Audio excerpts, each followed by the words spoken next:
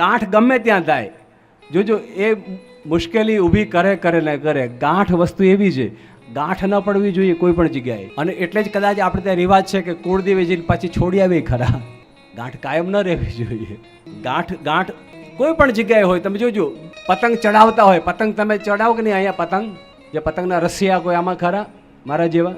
પતંગને ચડાવવાનો ખૂબ શોખ, પણ એ દોરામાં જો આમ તૂટી જાય વચ્ચે, આમ ચડાવતા કંઈ એટલે ફિરકી બરાબર ન પકડી હોય અને સાહેબ દોરો તૂટી જાય તો પતંગ ચડાવનારો એવો ખીજાય, હરખી પકડને ફિરકી, દોરો તૂટી ગયો. અરે પણ શું તૂટી ગયો હતો? અરે પણ વચ્ચે ગાંઠ આવશે. હવે શું આવશે? વચ્ચે ગાંઠ આવશે, અને ગાંઠ આવશે ને ત્યાંથી કપાઈ જશે મારી પતંગ, નક્કી થઈ ગયું. દોરી હોય, દોરીમાં પણ ગાંઠ આવે વચ્ચે. શરીરમાં તે ગાંઠ થઈ જાય તો તરત ડૉક્ટર કહે કે ઓપરેશન કરવું પડશે.